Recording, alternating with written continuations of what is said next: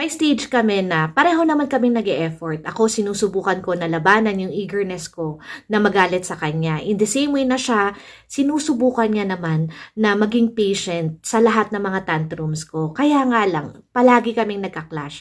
I think isa sa mga bagay na hindi maintindihan ng asawa ko nung panahon na yon. Akala lang niya hindi ako maka-move on. Period. Little did he know kung gaano ka-challenging yung kailangan kong pagdaanan. Yung hindi ko na kinakaya yung nararamdaman ko. Actually, hindi siya unforgiveness eh. It was trying so hard to continue living habang pinapahirapan ka nung consequences ng mga bagay na nagawa niya.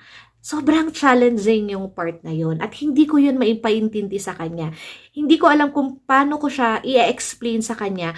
Hindi ko alam kung paano ko ipaparamdam sa kanya kung gaano kahirap yung sitwasyon na yun. At doon talaga kami nagka-clash nun. Hindi namin maintindihan ang nararamdaman ng bawat isa. It was a battle of trying to live when all you wanted was just to disappear. Kasi nga hindi mo na makontain yung mga nangyayari. Ang hirap pagdaanan. Yung gusto mo nang mag-walk out, pero hindi pwede. Kailangan mong harapin. Pero ayaw mo nga, 'di ba? So, all we needed to do during that time was just to make that commitment. At paulit-ulit ko yan sinasabi, pero effective kasi talaga.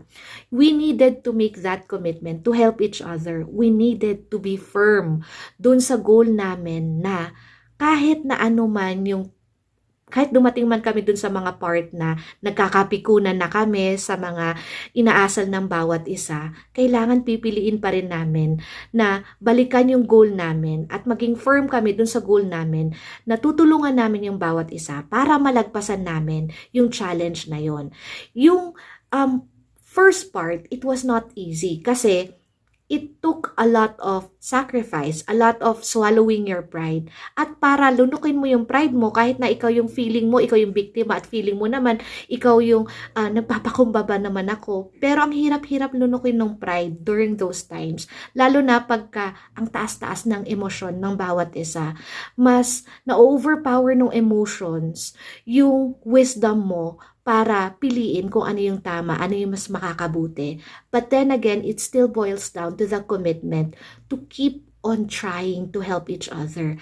At doon, sa una nga sabi ko mahirap. But then eventually, habang nagkakaroon kami ng progress, kumbaga nagiging magaling na kami para labanan yung temptation na awayin yung isa't isa, na hindi intindihin yung isa't isa, or na ipaalala yung mga negative things na ginawa niya, or na isumbat niya sa akin yung mga efforts niya, mga ganon. So, again, gusto ko lang ipaalam sa inyo, there is no perfect way to do it and to win the battle of the consequences ng mga bagay na nagawa ng mga asawa natin. But, if you try so hard and make that commitment, like I always say, you will get there.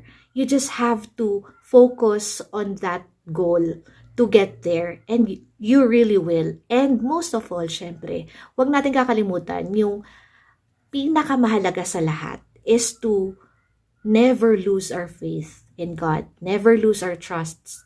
Sa totoo lang, sa ngayon, I cannot say that I trust my husband 100%. But in the Lord, I trust Him 100% na kahit anong mangyari, malalagpasan ko to.